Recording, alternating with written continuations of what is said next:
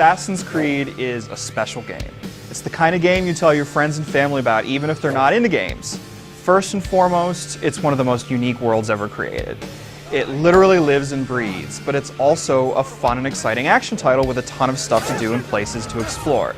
And the story will draw you in until you have to see it through to the end. Simply put, Assassin's Creed is one of the best games of the year.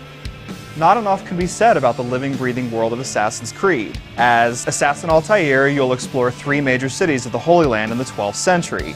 Each one is absolutely gorgeous, filled to the brim with details. You'll see eagles soaring around tall towers, drunks will push you around, beggars will ask you for money, townspeople will call out for help.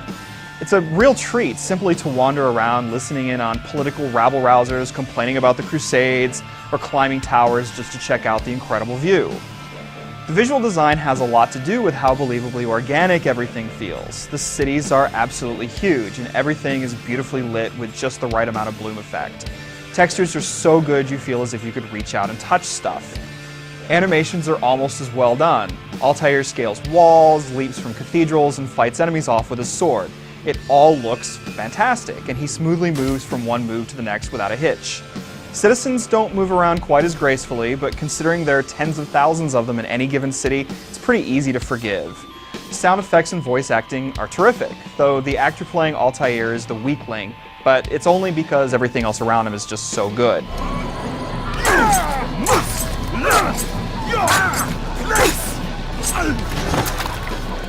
There are 2 related stories tying it all together.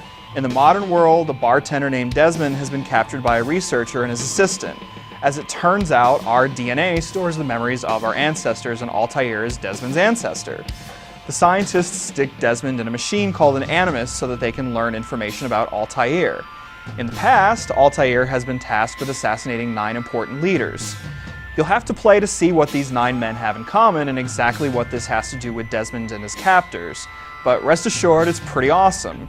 It's too bad the ending is confusing and doesn't bring a whole lot of closure. Of course, none of this would mean much if it wasn't fun to play Assassin's Creed. Good thing that the game is entertaining from start to finish. You'll run around on rooftops, climb buildings, slice guards up with your sword, stab them quietly in the back. You'll pickpocket delivery men and do a whole lot more. There are several different mission types in this regard. In some cases, you sit on a bench and eavesdrop. He's called another meeting. Or you'll beat the information out of your target. You seem to know quite a bit about Tamir. Or performed a timed set of assassinations for an informer. Most of the missions are easy to pull off in the early stages of the game, but once the guards and townspeople start recognizing you, they get a little tougher. There are optional tasks too, like rescuing citizens from rogue guards or collecting all the flags strewn about the levels.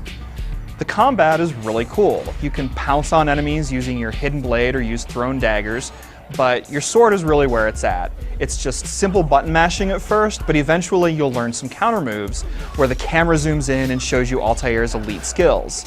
Eventually you'll be taking on over a dozen enemies at a time, and getting the timing of your counter moves down is really important, especially in some big battles at the end of the game where you're forced into combat and simply can't escape.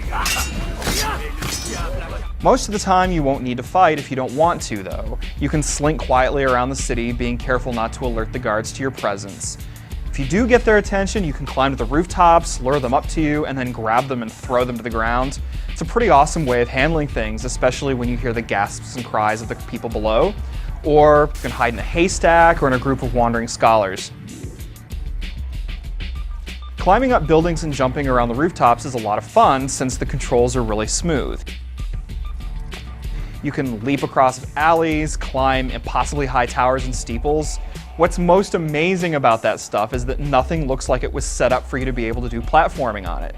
The architecture all looks really organic and natural. It just happens you can climb all over it.